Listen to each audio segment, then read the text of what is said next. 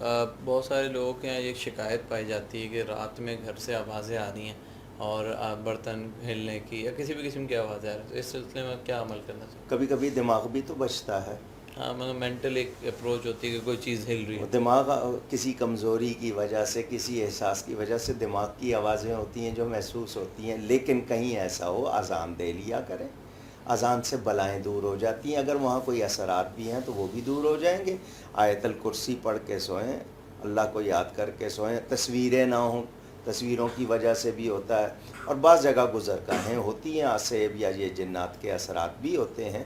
تو اذان جہاں بھی دی جائے گی وہاں سے بلائیں دور ہو جائیں گی. ٹھیک ہے علامہ صاحب، جس طرح بھی آپ نے اذان کا ذکر کیا تو یہ جو 10 بجے والی جو اذان کا ایک اسٹارٹ کیا گیا تھا، اور یقینی طور پہ اس میں نیت صاف تھی اور اللہ رب العزت کی جانب متوجہ کرنے کے لیے کیا گیا تھا. تو آج کل رمضان میں کیسے کریں اس کو، اور کیا یہ عمل بہتر تھا؟ کیونکہ بہت سے لوگوں نے اس پہ ایک بلا جواز ایک سوالات اٹھانا شروع کر دیے تھے. جی، جس وقت یہ آیا تھا شاید آپ نے بھی مجھ سے لیا، لیکن بہت سارے ٹیلی ویژن چینلز والوں نے سوال کیے تھے. ابھی تک وہ فیس بک پہ میرے پیج پہ موجود ہے. جواب دیا تھا اذان سب سے پہلے اللہ تعالیٰ کا ذکر ہے، ہوں.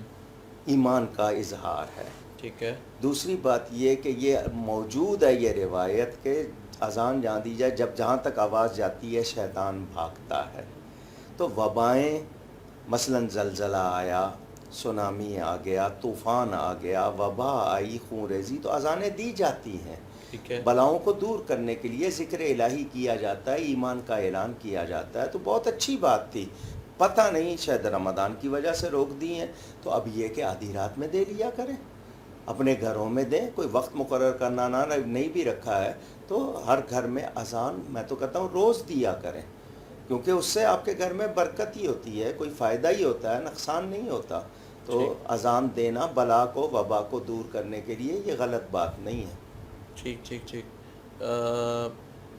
علامہ صاحب، ابھی آپ نے پہلا سیشن، اس سے پہلے جو ایک سیشن کر رہے تھے اس میں سوال آپ سے کیا گیا تھا کہ قبرستان میں جو بچے کھیل رہے ہوتے ہیں انہیں روکنا چاہیے. ویسے تو قبرستان کا احترام بھی ہے، تو کیا کھیلنا صحیح ہے؟ اور نہیں، میں نے منع کیا تھا، ٹھیک ہے، ان کو روکا کیونکہ جائے، بچے روکنا جو ہیں رہا. وہ قبروں کا احترام نہیں کرتے، اور وہاں پر وہ کھیلنے کی جگہ نہیں ہے، وہ موت کو یاد کرنے کی جگہ ہے.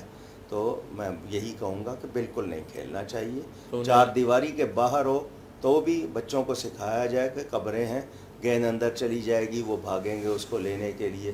چھوٹی سی پتنگ کے لیے ہمارے بچے کتنے مر جاتے ہیں بے دھیانی میں، کیا کچھ ہو جاتا ہے، ڈور کیسی بنائی جاتی ہے. تو کھیلنے کے لیے گراؤنڈ تھے، وہ گراؤنڈ ختم کر کے لوگوں نے قبضے کر لیے.